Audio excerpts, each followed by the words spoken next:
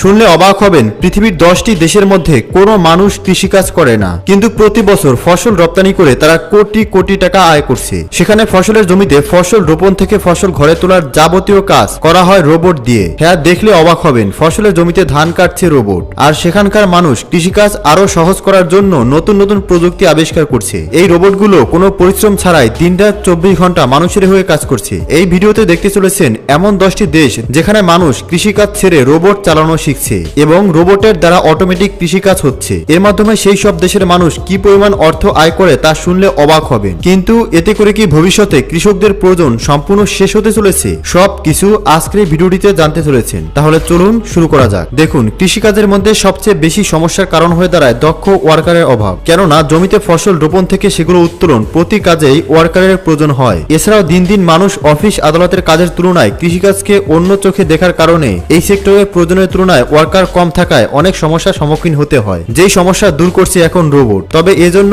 কোন ধরনের রোবট, কোন ধরনের প্রযুক্তি ব্যবহার করা হচ্ছে তা একটু পরেই জানতে পারবেন। এছাড়াও মানুষের সাহায্যে যেই কাজ করতে কয়েকদিন সময় লেগে যায়, সেই কাজ রোবটের সাহায্যে মাত্র কয়েক ঘন্টায় করে ফেলা সম্ভব, যার কারণে অতিরিক্ত সময় অপচয় হয় না এবং ওয়ার্কারদের পেছনে অতিরিক্ত খরচ থেকেও রেহাই পাওয়া যায়। এছাড়াও রোবট অক্লান্ত পরিশ্রম করতে পারে। মানুষের মতো তাদের ঘুম, খাওয়া কিংবা বিশ্রামের প্রয়োজন হয় না। তারা কোনো রকম পরিশ্রম ছাড়াই ঘন্টার পর ঘন্টা, রাত দিন কাজ করতে পারে। এছাড়াও তাদের কাজের গুণগত মান হয় অনেক উন্নত। তারা মানুষের তুলনায় অনেক নিখুঁত কাজ করতে পারে। এছাড়াও অ্যাডভান্স ফার্মিং রোবট আবিষ্কার হয়েছে, যে রোবটের সাহায্যে ফসলের জমিতে এক এক করে যে কোনো ছোট ছোট বীজ রোপণ করা যায়। এই রোবোটিক টেকনোলজির সাহায্যে এত নিখুঁতভাবে এক এক করে বীজ রোপণ করা যায় যা কোনোভাবেই মানুষের পক্ষে সম্ভব নয়। এটি জমিতে কতটুকু নিউট্রিশন ফার্টিলাইজার দিবে ঠিক ততটুকুই দরকার। এমন নয় যে এই সবগুলো একসাথে ছড়িয়ে দেবে, কেননা এভাবে ছড়িয়ে দেওয়ার ফলে অনেক সময় গাছ বিষাক্ত হয়ে যায়। অতিরিক্ত ফার্টিলাইজার, নিউট্রিশনের কারণে গাছ পচে যায় কিংবা মারা যায়। কিন্তু এই অ্যাডভান্স ফার্মিং টেকনোলজির সাহায্যে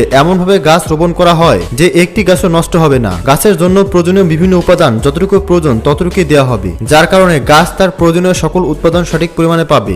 এটা কিভাবে করা হয় বিস্তারিত একটু পরে আরো ভালোভাবে জানতে পারবে। এছাড়াও এই টেকনোলজির মাধ্যমে কৃষি কাজ করার ফলে খরচও অনেক কম হয়, কেননা আপনি একবার এই মেশিন এবং রোবট ক্রয় করার পর মাইলের পর মাইল জমিতে আপনি আপনার ইচ্ছে মতো ফসল চাষ করতে পারবেন। এর জন্য কোনো রকম ওয়ার্কারের খরচ বহন করতে হবে না। দেখাশোনার জন্য কোনো মানুষেরও প্রয়োজন হবে না। এই রোবট সরাসরি ফসলের দেখাশোনা, ফসল রোপণ থেকে শুরু করে ফসল ঘরে তোলার সমস্ত কাজ করতে পারে। কোনো গাছে পোকামাকড় জন্মেছে সেটি সক্রিয়ভাবে চিহ্নিত করে, সেটি ধ্বংস করার জন্য কতটুকু মেডিসিন প্রয়োজন তা নির্বাচন করে ফসলের জমিতে প্রয়োগ করে। এছাড়া ফসল সংগ্রহের সময় কিংবা ফল সংগ্রহের সময় কোনটি সংগ্রহ করার জন্য পরিপক্ক হয়েছে সেটি সেন্সরের সাহায্যে ডিটেক্ট করে সংরক্ষণ করতে পারে। আর যেটি অপরিপক্ক সেটি গাছেই রেখে দেওয়া হয় যেন পরবর্তীতে সংগ্রহ করা যায়। তাই এভাবে ফসল সংগ্রহ করে বিক্রি করার পর সাধারণভাবে কৃষকের সাহায্যে ফসল ফলানোর তুলনায় আর্থিক মুনাফা অনেক বেশি হয়, কিন্তু খরচ তুলনামূলক অনেক কম হয়। যার কারণে এখন উন্নত বিশ্বে এই রোবোটিক টেকনোলজি অনেক বেশি জনপ্রিয় হচ্ছে। যেই 10টি দেশের কথা বলছি সেই 10টি দেশ এই অ্যাডভান্স ফার্মিং রোবোটিক টেকনোলজি ব্যবহার করে কোটি কোটি টাকা আয় করছে। এছাড়াও তারা এই রোবোটিক টেকনোলজির ব্যবহারের জন্য এবং এগুলো আরো উন্নতভাবে কাজে লাগানোর পদ্ধতি শিখেছে, কেননা এই টেকনোলজির মাধ্যমে তারা এমন এমন তথ্য সংগ্রহ করতে পারে যেগুলো কৃষিকাজে লাভবান হওয়ার জন্য খুবই গুরুত্বপূর্ণ। কেননা এই রোবট তাদেরকে অনেক তথ্য দেয়, যেমন তাদের মাটি কোন ধরনের, এই ধরনের ফসল রোপণের পর পরবর্তী ফসল তৈরির জন্য এই মাটির কোন ধরনের নিউট্রিশন প্রয়োজন, কোন ধরনের ফসল এই জমিতে সবচেয়ে ভালো হবে, ফসলে কোন কোন সমস্যা রয়েছে, তার সমাধান কি, কোন প্রযুক্তি ব্যবহারে সবচেয়ে বেশি ফসল পাওয়া সম্ভব, এই ধরনের বিভিন্ন তথ্য দিয়ে থাকে। যেই কৃষকের বছরের পর বছর জমির সাথে সম্পর্ক, যার রয়েছে দীর্ঘদিনের অভিজ্ঞতা, তার চেয়েও কয়েকগুণ বেশি অভিজ্ঞ এই রোবট। এর মধ্যে কৃষকরা সবচেয়ে বেশি লাভবান হচ্ছে এর দেওয়া তথ্যগুলোর মাধ্যমে। তাই উন্নত দেশগুলোতে বড় বড় জমি ক্রয় করে সেখানে ফসল ফলানো হচ্ছে রোবটের সাহায্যে এবং কোনো রকম কাজ না করে বসে বসে কোটি কোটি টাকা আয় করছে তারা। যার কারণে সেই সব দেশে এই রোবটের চাহিদা দিন দিন বেড়েই চলেছে। এই রোবট কিভাবে আর কোথায় কোথায় কাজ করে দেখুন। সবচেয়ে গুরুত্বপূর্ণ বিষয় হলো ফার্মিং প্র্যাকটিসকে অটোমেট করার জন্য এই রোবট সবচেয়ে পারফেক্ট। আপনাকে বলে রাখি, মানুষ এখন 6 অ্যাক্সেস হারভেস্টিং রোবট তৈরি করে ফেলেছে,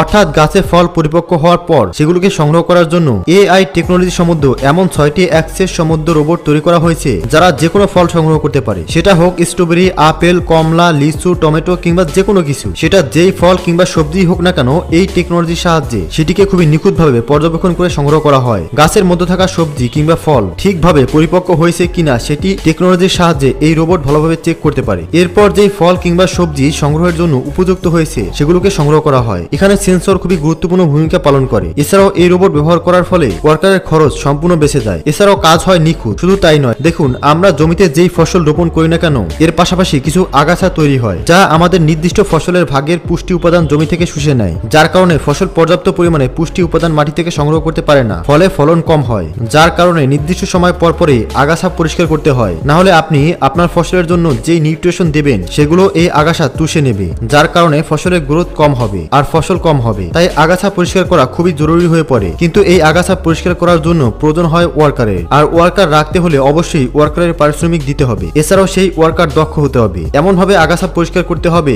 যেন নির্দিষ্ট ফসলের কোনো ক্ষতি না হয়। কিন্তু সাধারণত দেখা যায় ওয়ার্কাররা একটা নির্দিষ্ট সময় কাজ করার পর তার পারিশ্রমিক সম্পূর্ণ নেওয়ার পরেও তত নিখুঁতভাবে রোবটের মতো কাজ করতে পারে না, যার কারণে ফসলও ক্ষতিগ্রস্ত হয় এবং ওয়ার্কারের পেছনে অনেক টাকাও খরচ হয়ে যায়। কিন্তু এই রোবটের সাহায্যে এই কাজ হয় খুবই নিখুঁত এবং খুবই দ্রুত। এই রোবটের মধ্যে এমন এআই টেকনোলজি রয়েছে যার ফলে এটি ফসলের ভেতর থেকে আগাছা খুঁজে খুঁজে বের করে সেগুলো পরিষ্কার করতে পারে, আর এই সময় ফসলের জন্য কোনো ক্ষতি না হয় সেটি সম্পূর্ণ লক্ষ্য রাখে। এই রোবট দিনরাত 24 ঘন্টা কাজ করতে পারে, যার কারণে আগাছা তৈরি হওয়ার সাথে সাথে রোবট সেটি সক্রিয়ভাবে পরিষ্কার করে ফেলতে পারে। এছাড়াও রোবট ফসলের জমির উপর দিয়ে ঘুরে ঘুরে ইমেজ কালেক্ট করে এবং সেই ইমেজ অ্যানালাইসিস করে বের করে কোথায় আগাছা তৈরি হচ্ছে, আর সেখানে অন্য একটি রোবট গিয়ে সেই আগাছা পরিষ্কার করে। এতে করে ওয়ার্কারের পেছনে কোনো খরচ করতে হয় না। এছাড়াও জিপিএস টেকনোলজি ব্যবহার করে প্ল্যান্টিং অর্থাৎ কোন বীজ কোথায় রোপণ করার জন্য উপযুক্ত সেই জায়গা খুঁজে বের করে। একটি বীজ থেকে অন্য একটি বীজ দূরত্ব কতটুকু হবে সব এই টেকনোলজির সাহায্যে নির্বাচন করা হয়। এছাড়াও নিউট্রিশন, ফার্টিলাইজার দেওয়া, হারভেস্টিং, ফসল সংগ্রহ করা সবকিছুর জন্য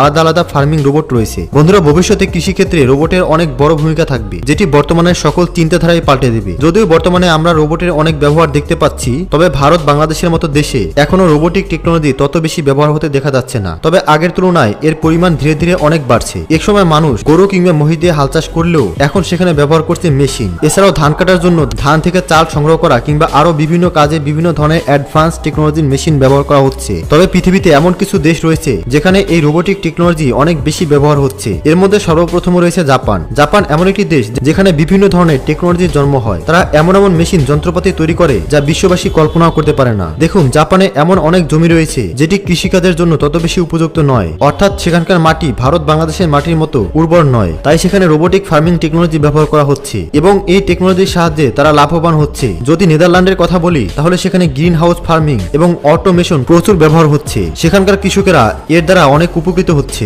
যদি ইউনাইটেড স্টেটসের কথা বলি তাহলে এটি এমন একটি দেশ যেখানে সবচেয়ে বেশি রোবোটিক এগ্রিকালচার ব্যবহার করা হচ্ছে। সেখানে ফসলের জমিতে বীজ রোপণ করার জন্য রোবট ব্যবহার করা হচ্ছে ড্রোন, যেটি ফসলের জমির উপর দিয়ে ঘুরে ঘুরে চিহ্নিত করে কোন ফসলের মধ্যে পোকা আক্রমণ করছে এবং সেটি কিভাবে ধ্বংস করা হবে, কোন ফসল সংগ্রহের জন্য উপযুক্ত রয়েছে ইত্যাদি। এছাড়াও হারভেস্টিং এর জন্য ব্যবহার করা হয় মেশিন। যদি জার্মানের কথা বলি সেখানে খুবই শক্তিশালী ইঞ্জিনিয়ারিং সেক্টর রয়েছে যারা এগ্রিকালচার সেক্টরকে আরো সামনে এগিয়ে নেওয়ার জন্য বিভিন্ন পর্যায়ে কাজ করছে। দর্শক, বাংলাদেশ এবং ভারতেও কি এই ধরনের রোবোটিক টেকনোলজি ব্যবহার করা উচিত? আপনার কি মন্তব্য কমেন্টসে লিখে জানাবেন। ধন্যবাদ।